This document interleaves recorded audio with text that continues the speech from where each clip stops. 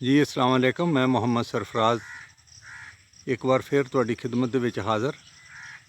अज असी अजिहे फल दे बारे गल करांगे जिहदे बारे च साडे पंजाब दे बहुत सारे लोग नहीं जानते।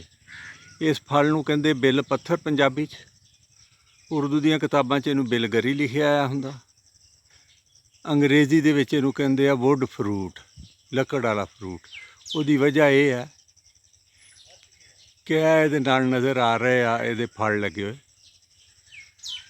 ये मोटे मोटे सेबां वर्गे फल आ, लेकिन सेब नहीं गे हैगे और इन्ने सख्त हुंदे आ कि जिवें लकड़ सख्त आ, छेती टुटदा भी नहीं। ये फल जिहड़ा ना जी, एक हिंदू धर्म दे विच ते मुकद्दस आ। जिस तरह हुण मंदरां जाके नारियल तोड़दे, इसी तरह ये भी तोड़दे आ। और इहदे तो इलावा ये हकीमां दे इस्तेमाल करन वाली चीज़ है।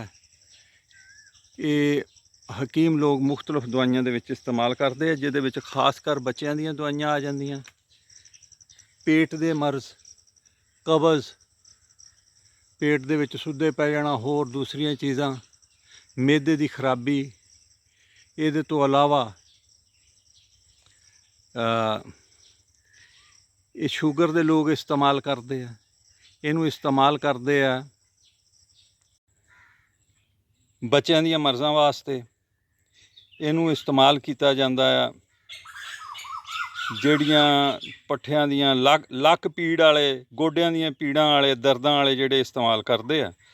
सही तो तरीका कोई हकीम ही दस सकता है, लेकिन इत्थे ਜਿਹੜੇ देसी लोग इस्तेमाल करते हैं वो इनू तोड़ लेंदे आ। वैसे एक दाना चुक के तोड़ता, हाँ ये है, इनू मार थले मार, उदा तो टुटना नहीं। इनू खोल, थले रख के खोलना, जिहड़ा विच नज़र भी आवे थले रख दे। लो जी, ये निकलदा। ये असल दे विच हुण ना ज़्यादा पक गए आ। ਇਹਦਾ ਤੋੜਨ ਦਾ ਜਿਹੜਾ ਮੌਸਮ ਆ ਮਾਰਚ ਦਾ ਮਹੀਨਾ, ਹੁਣ ਅਪ੍ਰੈਲ ਮਈ ਜੂਨ ਤੇ ਜੁਲਾਈ ਸ਼ੁਰੂ ਹੋ ਗਿਆ। ਉਸ ਵੇਲੇ ਇਹਦਾ ਇਹ ਜਿਹੜਾ ਰੰਗ ਆ ਨਾ ਜੀ, ਇਹ ਰੰਗ ਹੁੰਦਾ, ਬੜਾ ਖੁਸ਼ਬੂਦਾਰ ਹੁੰਦਾ ਔਰ ਬੜਾ ਜ਼ਾਇਕਾ ਇਹਦਾ ਅੱਛਾ ਹੈ। ਟੁੱਟਾ ਤੇ ਇਹਨੂੰ ਸਾਨੂੰ ਇਹਦੀ ਖੁਸ਼ਬੂ ਬਹੁਤ ਆਲਾ ਆ ਗਈ ਹੈ। ਇਹ ਜਿਹੜੀ ਮੇਰੀ ਉਂਗਲ ਹੈ, ਇਹਦੇ ਨਾਲ ਇਹਦਾ ਬੀ ਹੈ। ਇਹਦੀ ਇਹ ਜਿਹੜੀ ਹੈ ਥੈਲੀ ਹੈ, ਬੜਾ ਇਹ ਰਸ ਨਿਕਲ ਰਿਹਾ, ਬੜਾ ਸ਼ਹਿਦ ਵਾਂਗੂ ਮਿੱਠਾ ਇਹ ਰਸ ਆ। ਉਸ ਰਸ ਦੇ ਵਿੱਚ ਇਹਦੇ ਬੀ ਹੁੰਦੇ ਆ। ਇਹਨੂੰ ਉਗਾਉਣਾ ਕੋਈ ਏਡਾ ਔਖਾ ਨਹੀਂ। ਬੀ ਇਹਦਾ ਜ਼ਰਾ ਲੇਟ ਉਗਦਾ, लेकिन ना उग जाता है। और मुफीद चीज़ मैं दस रहा सी कि जिहड़ियां पीड़ां ना लक दियां, गोडियां दियां, उन्हां च भी इस्तेमाल करते हैं। इत्थे देसी लोग तो इहनूं कढ लैंदे आ गुद्दा जिहड़ा आ, ते इहदा हलवा बना लैंदे, विच इह पा लैंदे, कोई कड़छी सूजी दी पा लई, घे पाया देसी, बड़ा मज़ेदार हुंदा आ।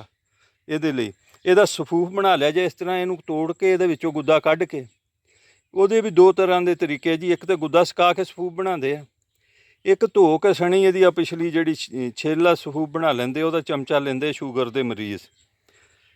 ਉਹ ਇਹ ਜਿਹੜੀ ਆ ਜੀ, ਸ਼ੂਗਰ ਦਾ ਇਲਾਜ ਹਜੇ ਤੱਕ ਕੋਈ ਨਹੀਂ ਕਿ ख़त्म हो जाए, लेकिन कंट्रोल करन ਚਾਹੁੰਦਾ ਤੇ काफ़ी हद तक जिन्हां ਦੀ बिगड़ी ਉਹ भी ठीक हो जाती है।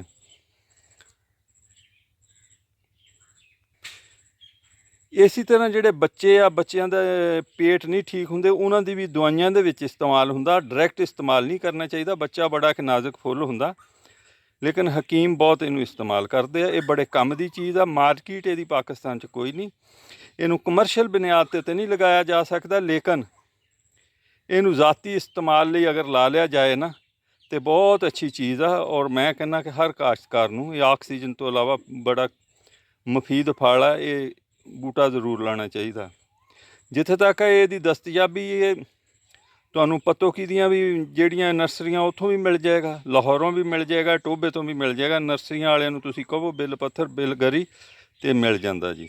ਬਹੁਤ ਬਹੁਤ ਸ਼ੁਕਰੀਆ। ਬਾਕੀ ਮਜ਼ੀਦ ਕੋਈ ਗੱਲ, ਕੋਈ ਬਾਤ ਹੋਵੇ ਤੇ ਮੈਂ ਤੁਹਾਡੇ ਕਮੈਂਟ ਦੋਸਤਾਂ ਦੇ ਜਿਹੜੇ ਉਹਨਾਂ ਦੇ ਵਿੱਚ ਇੰਤਜ਼ਾਰ ਕਰਾਂਗਾ।